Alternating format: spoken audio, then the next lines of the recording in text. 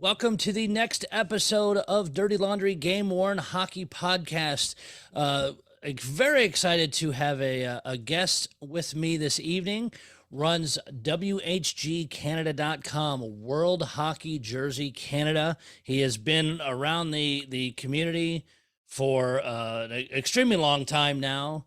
Want to welcome Nick to the show. How we doing this evening, Nick? Doing very well, Jason. Thank you for having me. It's WHJ, not GWHC. Geez, I'm having a terrible time of screwing up your name before we went on the air and I was reading right off the site. I had it pulled up in front of me even. It's just been one of those days. I understand. We all have them. So why don't you give listeners who don't know you the background of your site and Yes. what you sell and who you work with? One of the big Yep. ones, of course, the IIHF. The IIHF, the International Ice Hockey Federation. The company was started in Greece in actually September 2006.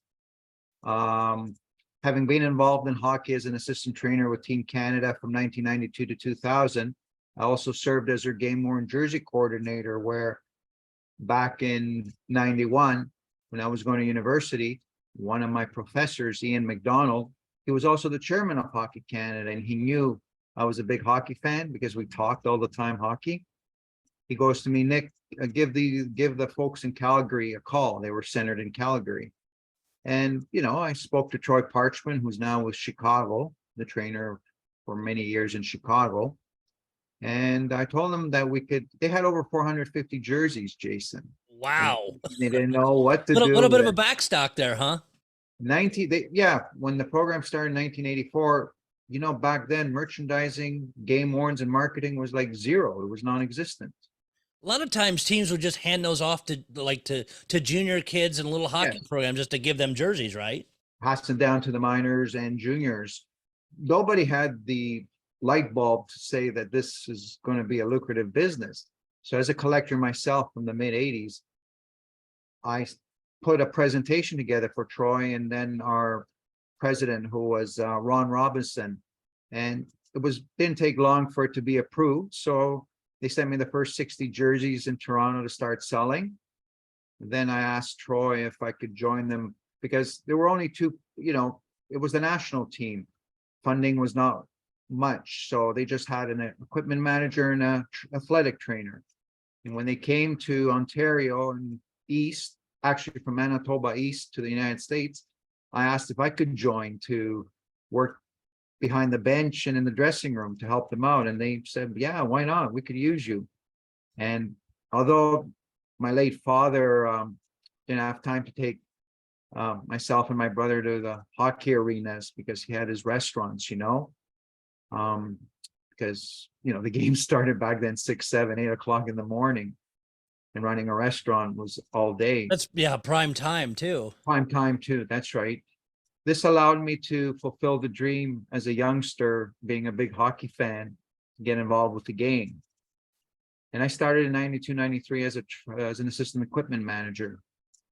And we were playing against the Russians, Jason. I like to share a nice story. That was one of the nice stories to this day. That was when the Soviet Union was breaking down, and the teams they used to send over to play us.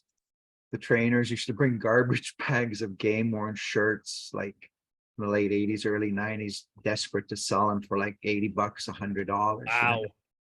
Yeah. Generate revenue any way they could. Yeah, and the revenue went back into their pockets, of course, That makes sense, not surprised. They used to bring not only jerseys, but those Russian hats and vodka. Oh, of course. Everybody wanted that stuff in Canada and the US at that time. Definitely. And I remember Oleg, the Russian trainer, once you did a deal with him, you were his brother after, and he would do deals with me. Like, for example, the 1992 Albertville Olympics, where the Russians didn't have anything on their jerseys. It was blank. It was the CIS. Mm-hmm. Oleg offered Troy and I the jerseys, and we got them for like $100. And let's just say we made a good wage for the whole year. I'll bet you did. So I was there from 92 to 1999, 2000. That was my last year with Hockey Canada, Canadian Hockey Association, doing the trainer and jersey sales. And then I went to Greece in 2004 to start a new life and career there. And as soon as I got there, like I began being involved with Hockey Canada. It opened my mind and interest to the IIHF, the International Ice Hockey Federation. And just like Hockey Canada didn't know what to do with their jerseys, Jason, there were a lot of nations in Europe, Asia, South America that every year they would get the jerseys from Takla or S&P Nike. Mhm. And every year they would get new jerseys and they would keep the old ones, didn't know what to do because most federations are run out of people's homes, like one or two people, you know? Wow. Yeah, because Crazy. there's countries like Estonia, Greece, for example, the Greek Federation, they were in a suburb in northern Athens. Their office hours are just 6:30, 7 o'clock in the evening till 10 o'clock at night, you know? Like they probably have other full-time jobs, but I'm That's assuming right. there's not a lot of money in that. No, their merchandising at that level was non-existent, Jason. So when I got there in 2004, I was a volunteer in the Olympics. I was at the baseball competition. And when I decided to stay, my interest for the IHF, I knew that what happened in 1991 with doing a merchandise program with Hockey Canada, I said to myself, let me try and do something with the IHF. And in September of 06, the IHF semi-annual Congress was actually in my backyard, Athens, Greece. Very And helpful. yeah, definitely. All the nations under one roof, like a small United Nations. And Phil Pritchard was there from the Hall of Fame, who I knew from the 80s. And we've always helped each other. I've donated stuff to him in the hall. He was right by my side with then Kimo Lennon and one of the big marketing and merchandising of the IHF. And we sat there for an hour. And after the presentation, both Phil and Kimo said, hey, we like it. You have our blessing, start phoning the federations. And for the first trip, I went to Sofia, Bulgaria. I took the train from Athens to Thessaloniki and then to Sofia. There was the under 20 tournament and it was Serbia, Bulgaria, Israel. And I picked up those jerseys there and I took them back to Athens. We had our first eBay auction. Didn't sell one jersey that time, Jason. Well, and probably a lot of it was probably so new and people don't necessarily know these teams and Yeah. outside unless you follow the international hockey, you may not know these teams exist and Jason, it's probably a lot of getting it out there. North America, Jason, all we know for IHF is Canada and the US, Sweden, Finland, The big guns of the Division A, the Division yes. A countries. Nobody knew there's hockey in Greece or Serbia or Bulgaria or Turkey, for example. You know, there's no coverage of that here. Even in Greece, hockey was non-existent. It's soccer, it's it's a basketball, track and field. And there's no infrastructure, Jason. The rinks they had in Athens, there were two of them. You know, they closed down in the late 90s, early 2000s to private development, you know? Oh, wow. Yeah, so up till today, there's a problem with no regulation sized rinks, you know? So you use whatever you have. That's right. That's right. So with those three teams, Bulgaria, Serbia, and Israel, I started making the phone calls and that's how I started calling the federations, introducing myself. And a lot of them were very, very reciprocal. Like they said, yeah, we've got years worth of jerseys for you if you want them, you know?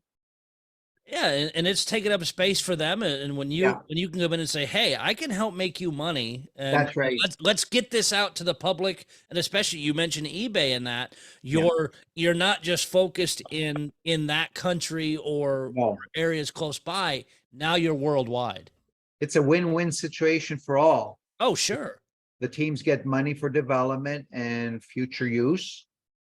Nick gets awesome jerseys to offer to people who had no idea they existed.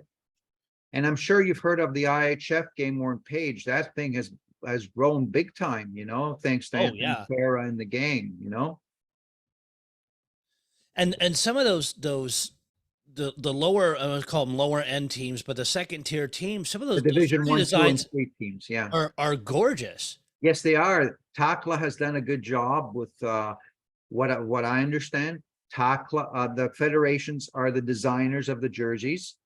They design the jersey crest colors and that, and they submit to Takla. Takla has staff that work with the federations to do the corrections, to suggest, you know. Sure. But you're right, Jason. If you look at that collage of IIHF jerseys in the annual report, those are beautiful jerseys. And I know so many people that like getting different designs. They may not know, definitely not know the player on the back, but That's it. I have friends that I skate with locally that have picked up different Polish jerseys because they Yeah. have their family grew up or they have a Polish heritage, things like that, and it's cool to see those kind of jerseys show up in the most random places. Yeah, yeah, and as I started 2006, 2007, the countries would come to me and continue having that relationship. And we had some good countries: Sweden, Finland, Denmark, Germany, Spain, Austria. Like, these were some good heavy duty countries, you know, Italy, for example. And then the lower teams, the ones that were desperate for funding and all that, that's when a lot of those Division 1, 2, and 3 teams really reached out, and we could tell it was a win-win situation, you know. Sure, because you don't necessarily want to be recycling jerseys every time you need them. They do get torn up, and Yeah. what's a better way to fund new ones than sell the old ones? Or fund development, because every 2 Correct. years, TACLA, with the IHF agreement with TACLA, it was every 2 years. They would get new jerseys, and they could use the old ones to sell and to have me sell them and use that for other development of their game, you know, like bringing up youngsters, putting the money into camps and all that, you know. Well, and that's to grow that helps grow the That's program it. no matter what country you're in. That's it. And that's how it became a win-win situation. And as the years went by, more teams, more nations would come to me. I would attend the congresses. That was the best part. You go as a guest or an alternate, and I'll tell you more about my experience as an alternate delegate. That was like an alternate governor, NHL style, you know. I used to go to the congresses. It was great. They would bring jerseys for me, Jason. I mean, it was like probably like Christmas going to those things and meeting with these different uh, teams. my first congress in Cologne, I had 12 different teams from South Africa to United Arab Emirates bringing Wow. jerseys. Again, areas you think would never even touch hockey, Yeah. playing and being in this and having jerseys to give you. Well, I read that book, The Hockey Nomad, by Dave Vidini, who put it in a book, his travels and odysseys through these countries, you know. And that's how I became familiarized with it. But going to the congresses was like the sports collectible shows in the National or the Toronto Sports. Oh, sure. So as you progress through your career doing this and doing the different congresses and that, how much have you seen this grow, and how much have you seen this part of the hobby change with the International Ice Hockey Federation? Through my efforts, I became known as the premier source of IIHF game worn jerseys. And I used to use the IIHF game worn jersey page as advertising, letting people know about me, and eBay as well. We started with a website, just listing them, Jason. Mm-hmm. You know, with websites, they take a long time to sell, you know, and what price? Sure, because you got to get the people to that site. Yeah, what price do you put them? Like, are you shortchanging yourself? Are you shortchanging what you can offer them, you know? And we started using eBay, and eBay is great. 10-day auction, you get paid within 5 days. All it takes is 2 people to fight it out. And you're exactly right. And I'll give you an example. About 5 years ago, in the last Congress, one of the last Congresses I attended was in Bratislava, Slovakia. The Irish delegation brought me some Nike jerseys from the late 90s from Ireland, the national team. And I put one up, Jason. it was between one of our best customers and contributor on the Facebook page and a former player who had the chance in 1998 to buy it at just 50 euros. It went for $1,100 that evening. Wow. I bet he regrets not buying it originally. And guess who won it? The player. He paid Just 1,100. cost him a lot more money. But that was the mentality back then. There was no, why would I want my game worn jersey? Sure. The association offered to the players for 50 euros and he declined.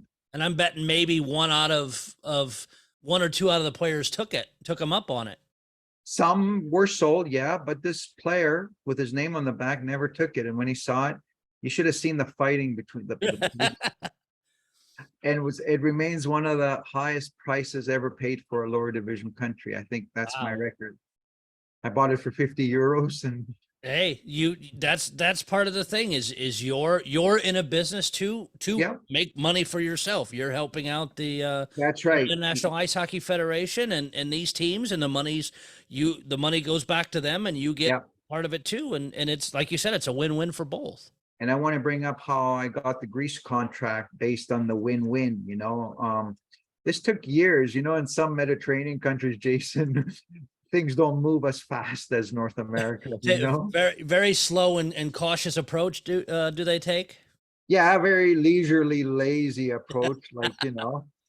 Usually the deals are done over some grilled octopus and ouzo on the beach of Huliagmeni. And you know what? And both of those things sound fantastic, by the way. Oh, trust me, 17 years there. I got my share of that. So what happened was. And what year is this when you start working, talking to Greece to try and get the Greece started around 2019, 2020. We started putting something on paper. My brother helped me with the presentation and proofreading it and designing it and all that. And when I went down in October of 2021, I was able to meet with the Federation staff. We had a Zoom conference as we're having right now, and we talked about it. I had sent my presentation in advance for them to see it, and a few days before I was leaving to come back to Toronto, we had a Zoom meeting for about an hour. And those words, Jason, win-win, sealed the deal. The president liked that a lot, the win-win. It came back to Toronto. They prepared the paperwork. It took a while, the Greek bureaucracy, Oh, sure. Gotta go through all the red tape. That's right. What country you're in. And things work differently. I wanted to let everybody know that in the IIHF, a lot of the federations, the hockey federations, are owned by the Olympic committees, the Olympic state. Okay, the state, it's state run, and there's other rules for money and taxes and money coming from sales of merchandise. And that's been a big stumbling block of me trying to get an IIHF merchandise program. Most federations fall under the Olympic umbrella of the country. And with Olympics, they're strict with marketing and sponsoring. Very much so.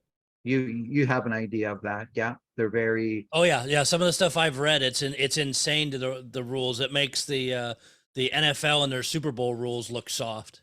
Yeah, the IIHF has to be careful because a lot of federations fall under the National Olympic Committee of each country, and they're strict with that. They're strict. I'll give you an example. Croatia was one of my best clients and great relationship. The tax laws and the federation was taken over by the Croatian Olympic Committee. And things changed after that, where Nic could not get any more Croatia jerseys. And when I went to Belek, Turkey, for the semi-annual Congress, where I was an alternate delegate, I had a chance to speak with the lady who replaced my contact, and she says, we'd rather throw them out rather than sell them because the laws have changed. And I go inside of me, oh God. That seems like a really stupid answer. She explained to me that laws have changed. The Croatian Olympic Committee, along with Revenue Croatia, have put the padlock on selling. It violates licensing. you'd think you'd find a way to retool that so everybody was happy, but I guess some people No, can't see past basic things. it's not the federation, it's the higher up government officials, and because each Olympic committee has government officials, they're appointed by the government. And that just makes things messy. Yeah, I know. So that's why, and when I attended one of the marketing conferences at Belek, Turkey, um, I was the last speaker asking a question, and I introduced who I was and what I've done, and the vice president who was with me on the delegation, he told me later that there were delegates in the room. He could hear the delegates saying, "Who is this guy? Why is he being successful? Why don't we know about him?" I had a talk with a couple of people after, and it's the obstacles that I'm referring to. The Olympic committees, taxation in Europe is different. It's the VAT, value added tax. And each country has their own tax and logistics, the way of doing it. They'll never be able to, Jason, to have an IIHF merchandise program where there'd be one source to get your jerseys, like Fanatics. We all know about the Yeah. Fanatics. Yes, we sure do in the last 24 hours. They can't do it. They can't do that in Europe because each country, they say the European Union, but still you can't change 1,000 years of independence. The Right. European Each country Union, gets to make their own rules for these things. yeah, the European Union just came into play in the late 90s, early 2000s. There were many centuries of countries autonomous. Oh, sure. And yeah, they're not going to give that up easily. No, it's a European Union on paper and the Euro, but deep down inside, each country, each federation acts differently, and that's what they explained to me. That definitely makes sense. So now you've you had the latest meeting, what, just last fall? Yeah, September of 2022. Because of my efforts in helping the federation, I approached them like they only send one delegate member, they only send one person, and there's no way he can go to all the meetings. So I asked if I could tag along, and they said yes. You've done some good work for us. You've And proven yourself well. that's I right. trust you to go to Or, this. Jason, as they say, I've reached the cherry on top of that chocolate cake. There you go. They approved of that, and I like to. I knew I made the cherry at the top of the cake when I opened my hotel room, and it was a suite in one of the best. Like we talk about resorts in the Caribbean, this was paradise. Wow. I, Now, I thought where was it held that yes, last year? yeah, southern Turkey, Okay. the Western Riviera, as they say. Oh, wow. It's a town called Belek in Antalya, about an hour from Istanbul. And that place, the hotel, was like 10 kilometers long. Wow. You got All set up nice. the IHF doesn't fool around when Yeah, they have I bet it's not an average place they pick to host these because how long does this event go? 3 days, three Okay. days of Congress. And it's probably all day into the evening. 9 to 5. Okay. For the first 2 days, you don't have any, like, could you imagine the southern Riviera, southwestern Riviera of Turkey, the beaches, 38 degrees, and you're in that room 9 to 5, and you can't. Yeah, it's like, why can't we have the meeting on the beach? And the bars that are on the beach with the lovely. Oh, sure. Well, they don't want to mix that because you know what kind of meetings those can Like turn that into. story with the lady who served me a beer, and I gave her the jersey, and she just went crazy for it. And it just blew me away. But I knew I had reached the top, being an alternate, like all those people there are the alternate governor, like the governors, the NHL board of Sure. governors meeting. That's the equivalent of the board of governors. And you're in a room with like a United Nations, and you're privy to some information and numbers, Jason, that just blows you away. I can't even imagine. Like the numbers, the sponsorship deals, even the bidding for tournaments like Division 1, 2, 3. It's fierce. Like, Oh, I can imagine. And it's we're talking- revenue for wherever Yes. it's going to go. the IHF gives each venue assistance, and they make their money through other things like hotels. Like, for example, the Bulgarian guy, Stoyan Sotiris from Greece, explained to me that, you know, when the teams get there, Stoyan has his people for hotels, for transportation, for restaurants. It's lucrative. It's, you know, Oh, I division. could, yeah. There Everybody, may be, I mean, when you see it at the high level for the Olympics and that, the fighting of who's trying to get yeah, what, because they know it's a huge revenue generator, and it's not just because these people are coming to the events. It's like you said, the hotels, the restaurants, that's right. those ancillary things that will generate tons of local The revenue. ancillary things. Yeah, definitely. And some of the presentations, I couldn't believe some, like Mongolia, for example, Ulaanbaatar. They Ulaanbaatar has a rink the size of like 15, 16,000 seat rink. Turkey has 14 indoor rinks with private boxes. Turkey, Division Wow. 2. Some of those countries, Jason, have taken the money they get from the government and just built a great infrastructure. Indonesia is another example. Israel. And When I some of those started, places you wouldn't picture no, having that much, but it's great that they are to grow yes, a really good international sport. yeah. I mean, when I started in 2005, six, these countries that I mentioned, Turkey, uh, they didn't have anything.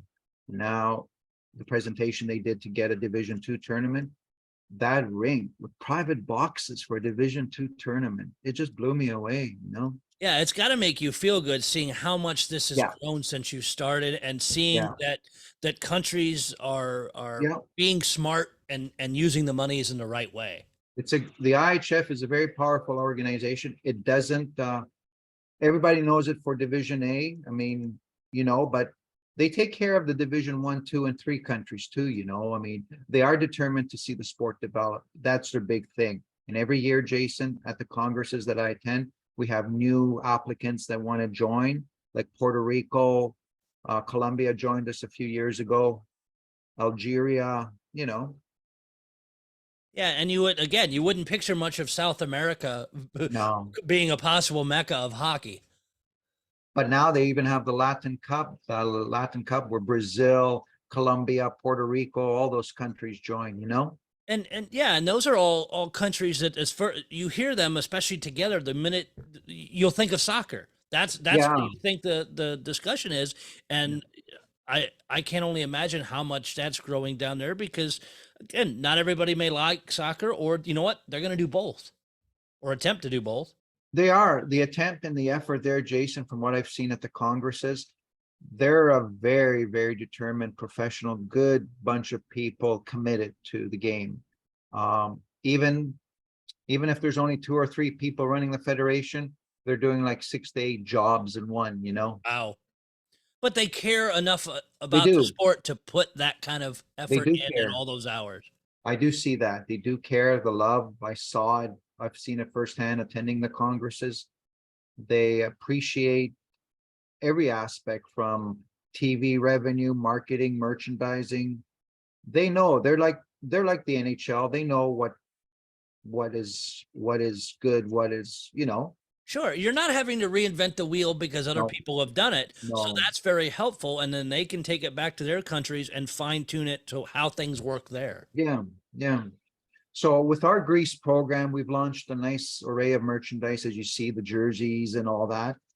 And just like in 2006, our aim and goal is to use that money to go back to the federation to develop the game, to get their ice rink, you know, because one of the big drawbacks we don't have in a regulation size rink, and the rules of the IHF are strict. You have to have a regulation size rink and a league in order to play in Division one, two, and three, you know.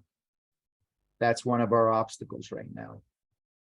So there are no rinks at all in Greece that There's meet only that requirement. there's only the one in Athens next to a mall is like excuse me, about a little more than a half the size of an Olympic size rink. Because Olympics, for anybody that doesn't know, it's 100 by 200 for the 200 by sizing. 100, Or yeah. yes, thank you. Yeah. So wow, so it's half of that. It's a little more than half, Jason, Okay. which is no, it's not it's no good, So that doesn't even, because NHL is 100 by 200 by 85. 85. So yeah, okay.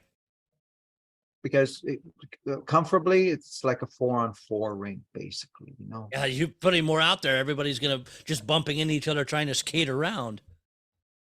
Yeah, the problem was, as I mentioned earlier, when the rink, we have a facility in Piraeus called Peace and Friendship Stadium that was constructed in the shape of the Calgary Saddle Dome, Okay. and that was their first rink because they built ice equipment, ice making plant. And for the first 3 years, that's where the league games were. But the government gave it to the basketball team, to Olympiacos basketball team, and they took out the ice and all that. Oh, And yeah, because that was a 16,500 seat arena, regulation like size. you're telling me you couldn't share this and schedule time, or I mean, They didn't see hockey, because hockey can be traced back to 1984, where Greeks abroad came back and started it. Okay. They didn't foresee, it was only 5-6 years old, Had hockey been there in the 60s and 70s, could have been a different story.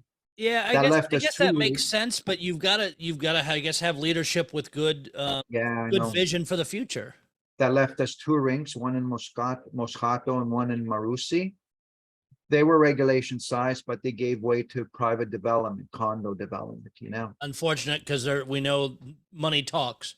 Yeah, and that's been the number one obstacle, Jason, unless the solution that we've seen and talked about is a bubble, those tennis bubbles, those Yeah. big, yeah.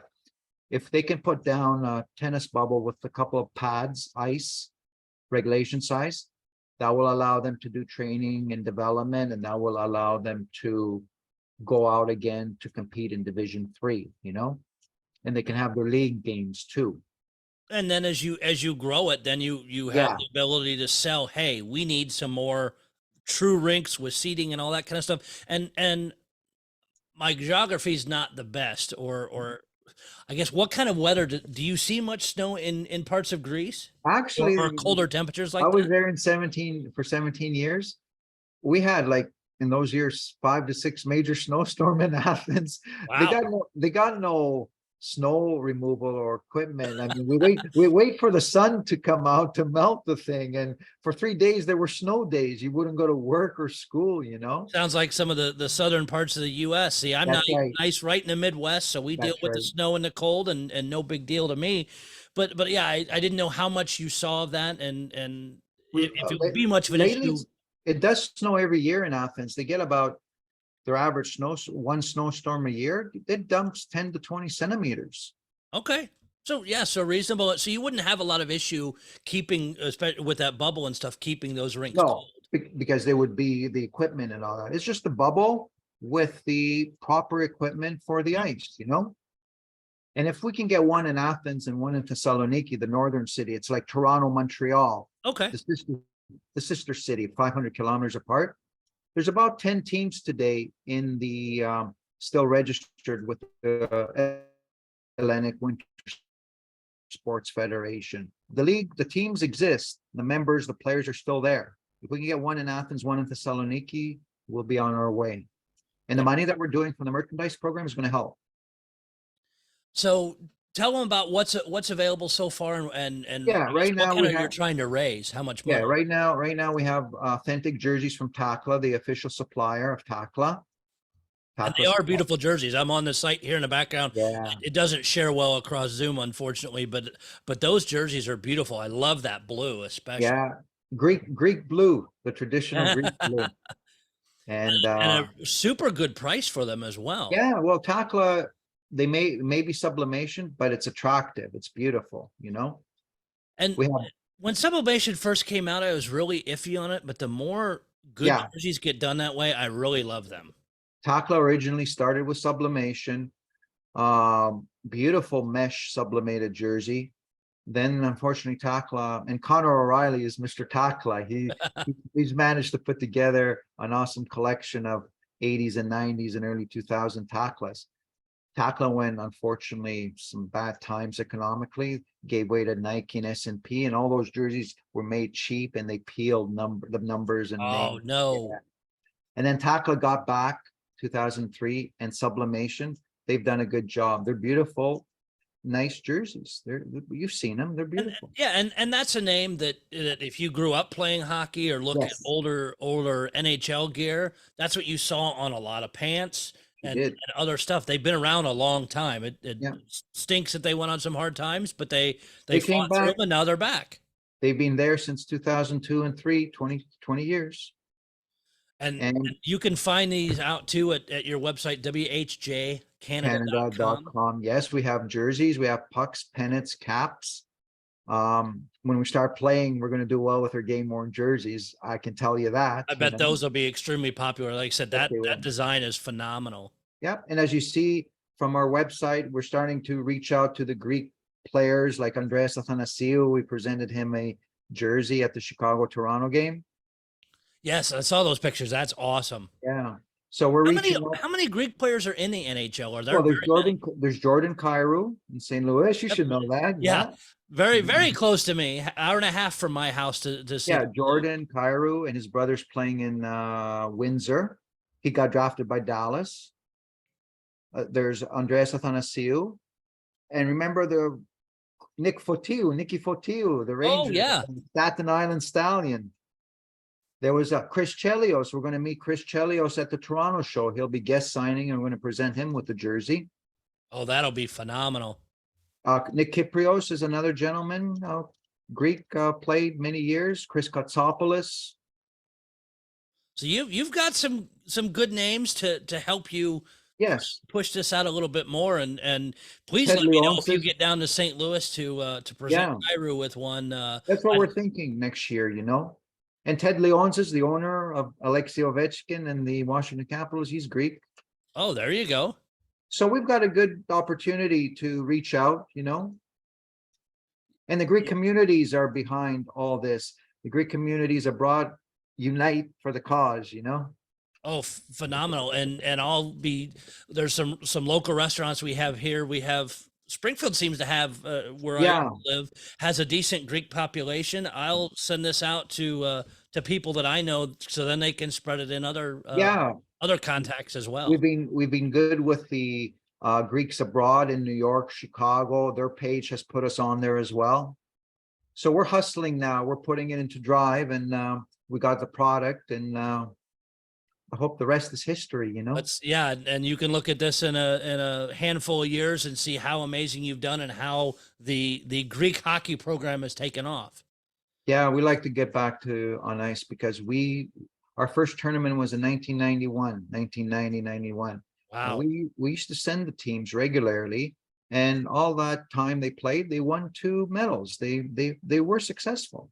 Let's bring that tradition back. So the other thing we wanted to cover, because besides selling the IIHF International Ice Hockey Federation stuff, you have other jerseys that you sell through eBay and that, and Yeah, mostly I've been doing junior jerseys since the mid to late 80s. I love junior jerseys, just like the Takla IIHF jerseys. They're colorful. They're oh attractive. yeah, the design. Some of those designs are so They've done a fun good and so job. cool.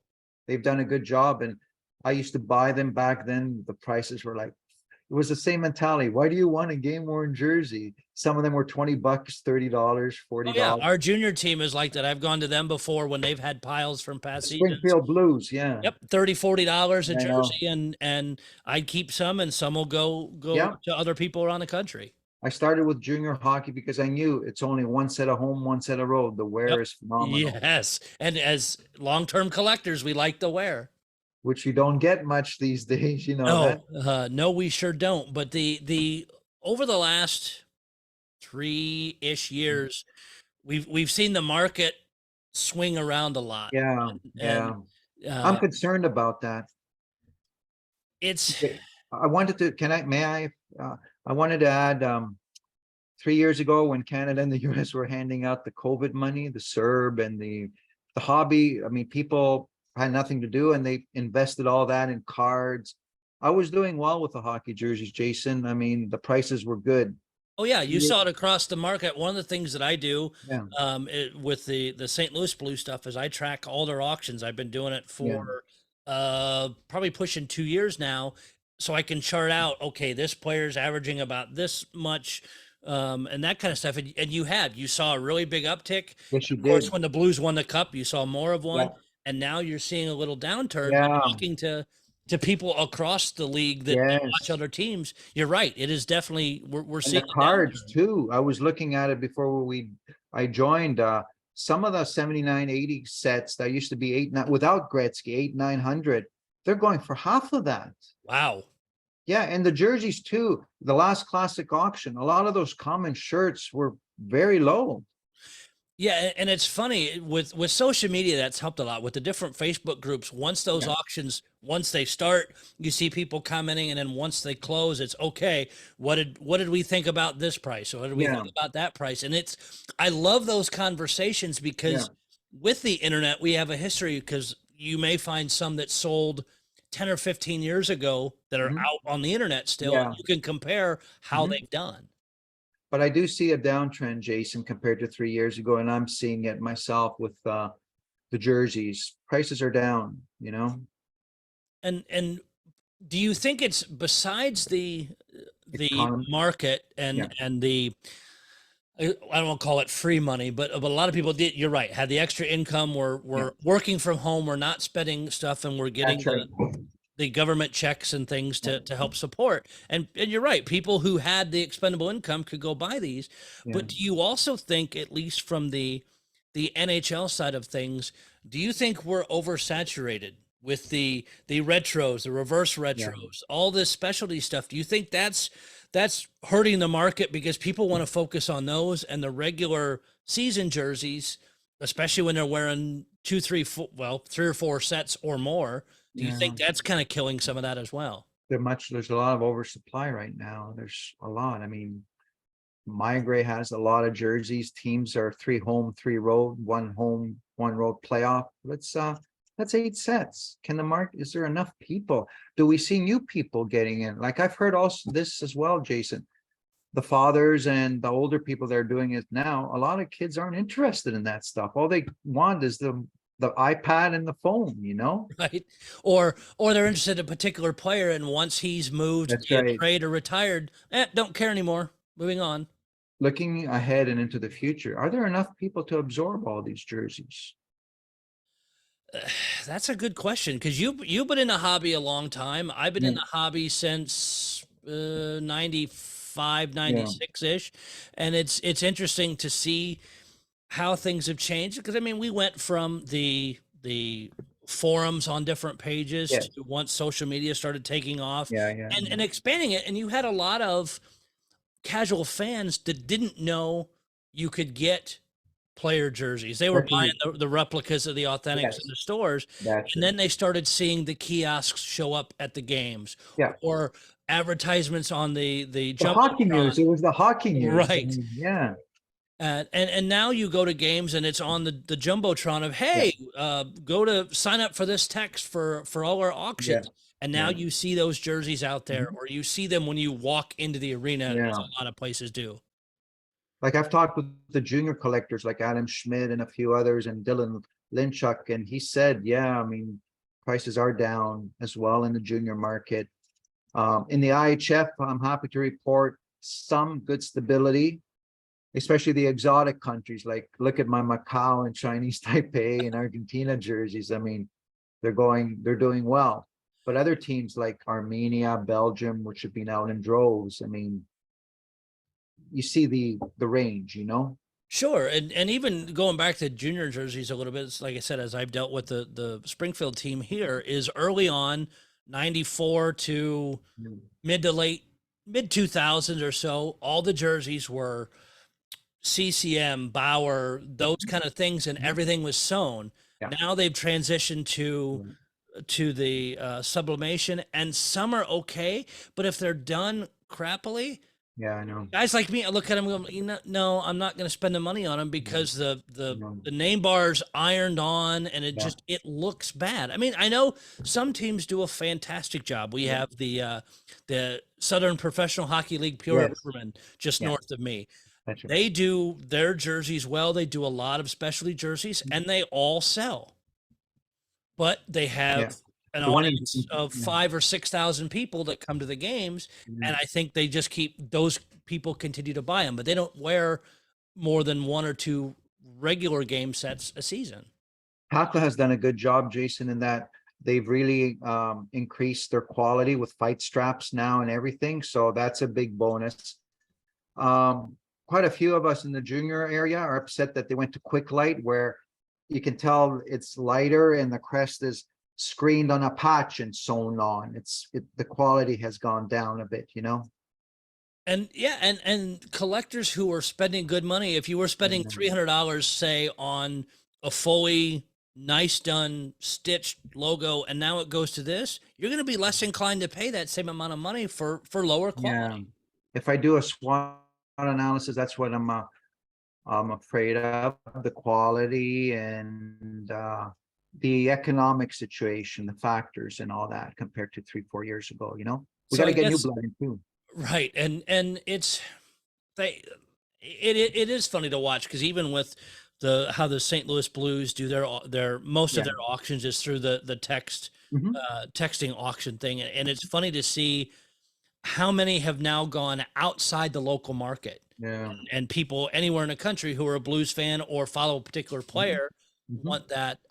4 or 5 years ago, 6 years ago, I had a conversation with the marketing game worn salesperson for the Dallas Stars. Okay. One of the guys that I collected Mhm. because he played at the time was Mike McKenna. Everybody Yeah. knows that I collect his stuff.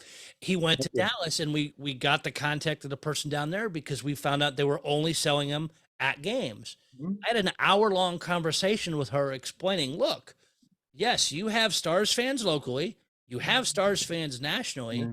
and you have guys that follow players around like I do. Mhm. You've got to open this up. And within probably about a quarter or halfway through the season, they were posting, they Yeah. always did it in the rink first. And then a week or two later, you'd see them on their website. And they were shocked to find out that it wasn't just a local market thing. And they've made Mhm. so much more money with that. Yeah. I'm also happy to report there is lots of inventory for a person like me in the business to buy, but you just can't buy everything, Jason. You can't Oh, just, sure. Yeah, you you've can't, got to look at, okay, what do yeah, I feel is going to sell well? that's right. Selectively buying. Uh, Yes. and I've been hearing that term too a lot lately, Jason, from dealers and collectors, selectively buying. Are you finding some of the teams that you talk to or deal with on the junior level, are they, because most of them do only wear one set of home and road, are Yes, they they do. looking at Yes, they doing do. things differently or are they sitting on inventory? There's teams that are sitting inventory for a few years, like Sherbrooke Phoenix has jerseys from 17, 18. Gatineau as well. Some of the like the North Bay Battalion have jerseys from, like, I was a good customer of theirs, but all of a sudden something changed and they wanted to use CHL auctions and they never even used them. You know, there's teams that have lots of jerseys for some reason, but I can't go in there, Jason, and buy 40, 50 jerseys. No, because you've got to one make money, and if that inventory is going to sit, you're Yeah. out that money until you get it sold. With the teams, I try 3 to 4 jerseys at a time. That gives me enough for my eBay auctions once a month, you know? I can't buy team sets. That's suicide. You know that. Right, because you may find a few guys that are popular and either a local person that follow that team or if somebody that's gone on big maybe Yeah. that attracts attention or it's some kind of rare style. But you're right. Yeah, you can't Yeah. sit on a whole No. roster of jerseys. And from collectors too that I've been talking with, and they've offered me some stuff from their collections. You got to be careful, Jason. Selective, you know, I mean, we try our best to come up with a deal, but there's a lot of stuff out there, you know, it's available, you know. Right. And it's you see the flipping, you see companies Yeah. going in and buying just massive stocks of Yeah. if teams have hung on to stuff over the years, Yeah. they're trying to blow out training camp jerseys and that, and then you see them Yeah, show up for, in some cases, stupid money. yeah, But I know they're trying to make their money off of it, no. and even, but like looking at your current eBay auctions, you've got some fantastic pieces out there. You've got Everybody has, yeah, I've got great items. The some of the key, China jerseys, yeah. those are gorgeous. And you see how I do it? I start them low for everybody to get in. I'm not worried about it because I know what I have. I know I will get the prices and just do 10 to 12 at a time. Pat Lelylet, a very good friend of ours, I'll always remember his phrase, less is more, less is more. Sure. Yeah. Yeah, You don't because want if to you flood. flood the market at once, if No. you're not going to see nearly as many bids. You can't put 25 jerseys on there. It's a nightmare. I don't have time to run to the post office 20. So I do two auctions. I do in the beginning of the month 12 and at the end of the month another 12. That's pretty good. No, that makes great sense, and of course, I'm watching one closely now because it's a St. Louis Blues jersey Yeah, with the Bobby Plager 5 patch on it, and I actually yeah. have his You told me about it. Yeah. 90s jersey, so it'd be nice to add that one. So I'll be keeping a close eye on it. But some No, of these that's other how I ones are do. just That's how I do it. beautiful. 12 in the beginning, 12 at the end, 25 jerseys a month. That's not too bad. No, and you're able to do the things you need to do. And Yeah. for anybody looking, it's WHJ underscore Canada Yeah. for the eBay auctions. Or if, Yeah. again, if you go to the WHJCanada.com, all links from out there. Yeah. Nick, any other things that you want to touch on this evening, or talk about with your background, or things that you hope to see in the near future? Or even if you want to touch on a little bit on the big announcement yesterday Yeah. with Fanatics. That's going to be interesting how it's going to shake down. I mean, I'm also a Mitchell and Ness fan, and when Mitchell and Ness came out with those beautiful jerseys in the 90s and 2000s, they were beautiful. I saw the ones they came out now. Oh, yep. Mitchell and Ness was bought out by Fanatics, Of Jason. course they were. My God, just looking at those photos, the material and like I just went like that. I said, "Oh, how could they do that?" Yeah, the original Mitchell and Ness are still, they're popular. Yes, they If you are. find them online, they go for good money. They've And held its you're right, value, the quality. Jason. They've held its value. I have the V style home, a golden Oh, black Williams, nice. and an LA King Taylor. No comparison to what they're offering No, now. because it's a heavy material. It's good quality. Yeah. One of the ones that I may still have to pick up if I can find one reasonable is they did a Blues Bernie Federko.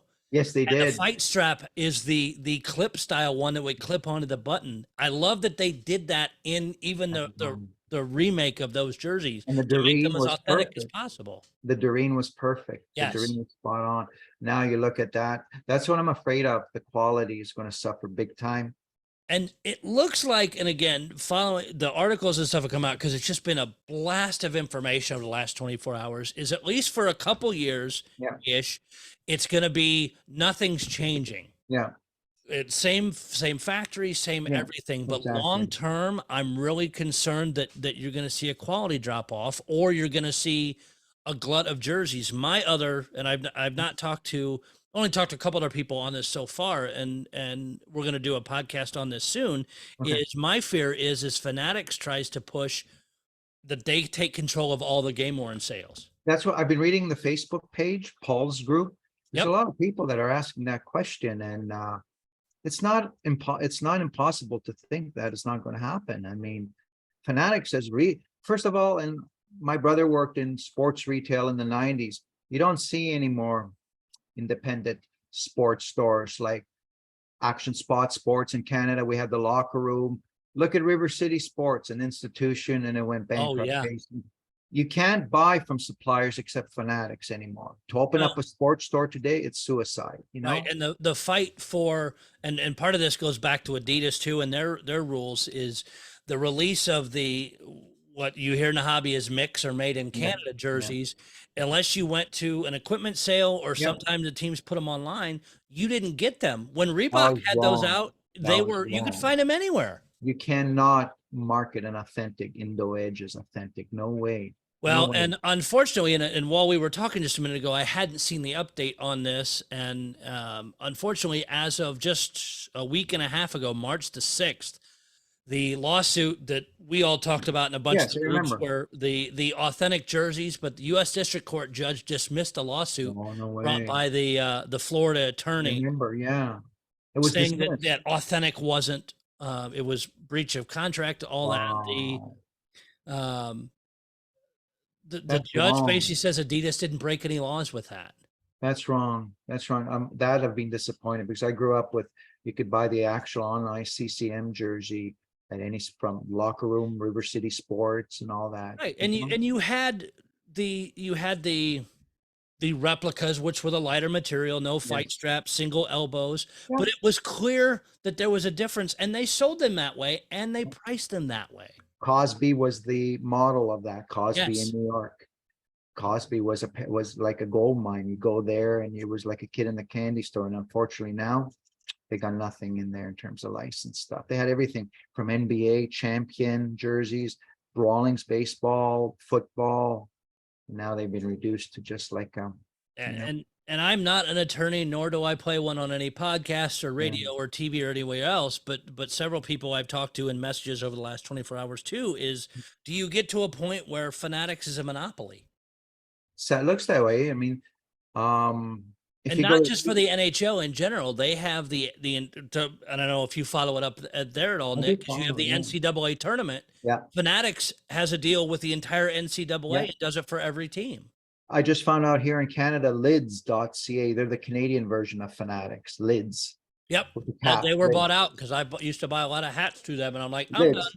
And you can see their website, Jason. It's an exact spitting image of Yep. Fanatics, you It's know? that template. And That template, yeah, yeah. funny story, and I don't know if you saw it on any of the across the Facebook, because I actually bought a Blues hat through a discount store locally. Yeah. Beautiful, Yeah. beautiful Blues hat, has a nice logo, of course, Fanatics.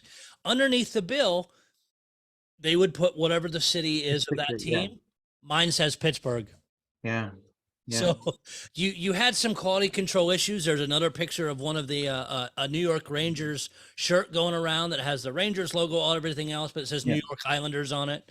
Mhm. So there's a lot of concerns Yeah, long term. Short term, at least for the on ice game worn yeah, jerseys, for a season or two, we may be okay. And I will say, when the Adidas deal was announced, I was skeptical on yeah, what the quality of the jerseys would be, what the wear would be like. yeah, And when I first got some, I was actually really impressed. And I yeah. really do like the Adidas jerseys. The MICs are very nice jerseys. It's the Indo Edge that's not even close, you know? No, no, it's garbage. It's almost like the Chinese knockoffs are almost a level of those now. I mean, the shoulders, you can tell it's like a semi-pro jersey, easy, Right. you know? The ironed on patches and the quality. So I guess we'll see where that goes. Nick, any final thoughts before we get out of here this evening? Um, as we've all said, it's a hobby. The jerseys are great, but it's the people that make the hobby. It's the Right. connections, it's the contacts. And for me, being in the business now, I treasure those contacts. I'm privileged. I remember when I started out in 06, Phil said to me, Phil Pritchard, you're starting out on something good that a lot of people would love to do what you're doing. Take good care of it and always be yourself and work hard and everything will come. And I've been fortunate and happy. I'm after 17 years doing this, it's rewarding. You know, and that's the best part. We've talked about it on multiple shows. Is Yeah. it's the friendships, it's the Yes, connections. We just had the Nova Expo the past yes, we did. weekend. Yeah, It's not just the, oh, look at this cool jersey, or I'm going to trade that. No, it's hanging out with the guys, it's telling yeah, stories. And that's what it is it's these friendships. And you and I've talked off and on for a while, and we're trying to get this scheduled, and I'm so glad we were able to get it done. And I know we'll continue to stay in contact and yes. and If I hopefully can make some help deals in anybody that. out, and I'll run the extra mile to do that. Because that's we want you have done this for a while, and all of us want to do it. We want to grow the hobby, Yes, and we we look want at the future too. right, because we're not always going to be here, and our jerseys No, will move on somewhere else. yes, they We're not will. getting buried with them. No, we don't. We just when the bus comes, we just hop on board, no baggage, you know? Right. Again, tell them how they can get a hold of you, your Yes. website, and your eBay stuff as well. Our website is www.whjcanada.com. Our eBay user ID is WHJ_Canada. And we have auctions in the beginning of the month, 12 to 15 jerseys. And at the end of the month, another 12 to 15 jerseys. Please go check him out. Nic is awesome. He's going to take care of you. Again, everything, I hope everything with the with Greece works out well, and you guys can generate good revenue, get some more rinks built, get Greece up there, and just have a huge hockey following, and you visiting with the current and former NHL players to get them a jersey, because then if you get them interested, that's only going to spread. Opens doors, Jason, and the possibilities are endless and priceless. Exactly. Nic, thank you so much for a fantastic evening. We will talk to you again soon. Thank you very much for having me. And one last thing, if you can do me a favor, if you can post the podcast on the IIHF page, that'd be great. You better believe it. As soon as it's edited and ready to be posted, that will be there. Thank you for having me. I enjoyed every minute of it. And if I can help anyone, the door's always open. I appreciate it, Nic. Thank you. Have a nice evening. Thank you very much. Take care.